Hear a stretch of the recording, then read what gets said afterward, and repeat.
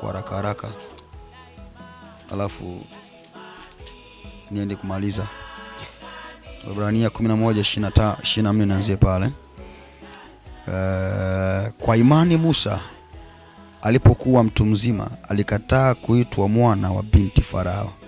Aliona ni afadhali kuteseka pamoja na watu wa Mungu kuliko kufurahia raha ya dhambi kwa kitambo kidogo. Hapa nataka mtu wa Mungu ujifunze kitu kwa Musa. Musa alilelewa katika nyumba ya Farao, katika nyumba ya kifalme. Alitembea katika jumba la kifalme. Alikuwa na mali zote. Alikuwa na chochote atakacho angelikipata pale Misri. Mabinti wowote, mwanamke yote ambaye Musa angelimtaka, angelimchukua, angelilala naye. Fedha, magari na vingine vyote ambavyo angelivihitaji angelivipata pale Misri. Lakini nataka utafakari sana haya maneno ya Musa, haya maamuzi ya Musa. Nataka wewe mtu wa Mungu uchukue maamuzi mfano wa Musa. Musa hakujali utajiri wa Misri. Musa hakujali kwamba yeye alikuwa mtu wa kifalme. Hapana. Musa hakujali kuitwa mwana wa binti Farao, kwamba ndio hekima sana, kwamba ndio kupata heshima sana. Musa hakuangalia mali za Misri. Lakini ilifika mahala anasema kwamba aliona ni afadhali kupata mateso pamoja na watu wa Mungu kuliko kujifurahisha katika dhambi kwa kitambo, kuliko kujifurahisha na mabinti kwa kitambo, kuliko kujifurahisha katika zinaa kwa kitambo. Kwa hiyo Musa alijua kwamba dhambi ama furaha ya dhambi ni ya muda kitambo, ni ya muda kidogo tu. Na ndio maana ilifika mahala Musa alikimbia Misri, akakimbia akatoka Misri, akasema kwamba hapana, sitoendelea kuishi Misri. Akakimbia Misri, akaondoka.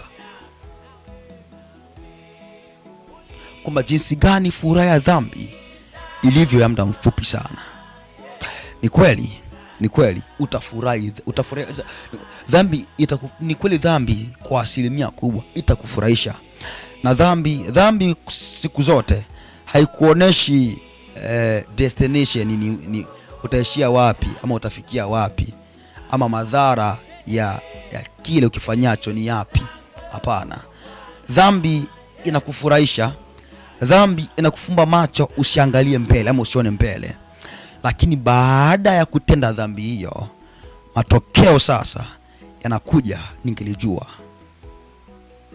Majuto yanaanza kuja, ningelijua nisingelienda, nisingelifanya. Unajua asilimia kubwa wanaofanya zinaa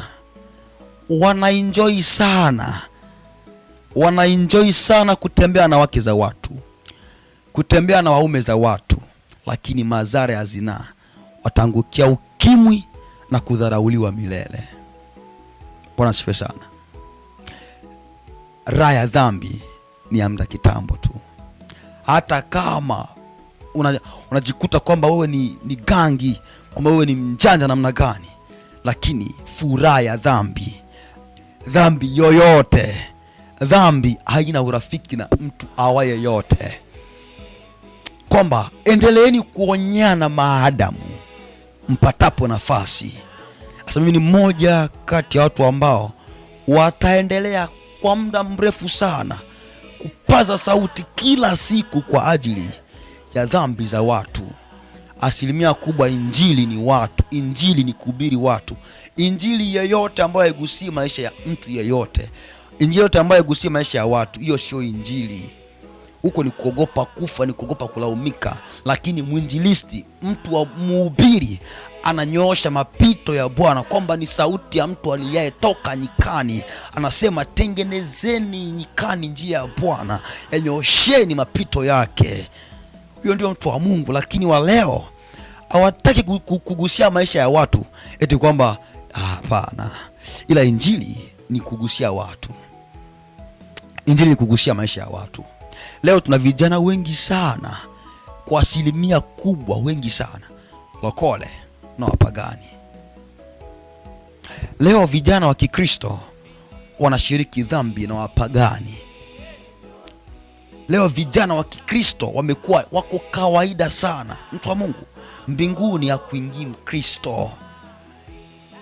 Mbinguni najua neno hili ni gumu sana, ile neno utalielewa, lakini mbinguni hakutaingia yeyote ajiitaye Mkristo. Mungu hajui Ukristo. Mungu hakuleta Ukristo duniani, alileta uzima ili kila muamini asipotee. Na si kila aaminie Ukristo, kila aaminie dhehebu, kila aaminie dini. Hapana, Ukristo, mtu Mkristo ajiitaye Mkristo haingii mbinguni. Mbinguni kunaingia waliojikana, wale waliojikana na sio Wakristo. Waliojikana, maana kwa 100% tuna wale ambao wanajiita kwamba ni Wakristo lakini hawajajikana. Ili kuwa mwanafunzi wa Yesu, kanuni ni moja: atakaye kunifuata ajikane, naam, akisha kujikana ajitwike msalaba, na baada ya kujitwika yote hayo anifuate. Kwa hiyo hakuna wanafunzi, hakuna kumfuata Yesu, hakuna kuwa mwanafunzi wa Yesu nje na kujikana. Kwa hiyo ili uwe mwanafunzi wa Yesu, ili umfuate Yesu, ili uwe shirika na Yesu, lazima ujikane, ujikatae, ukatae mambo ya dunia, umtii Mungu na umpinge shetani. Usikubali kuwa rafiki wa dunia na kuwa adui wa Mungu, maana kwa 100% kubwa kuwa rafiki wa dunia hii ni kuwa adui na Mungu. Bwana asifiwe sana. Kwa hivyo endeleeni kuonyana maadamu utapo leo. Tunamwona Musa alikuwa kijana tu kama sisi leo, lakini maamuzi aliyoyachagua magumu sana.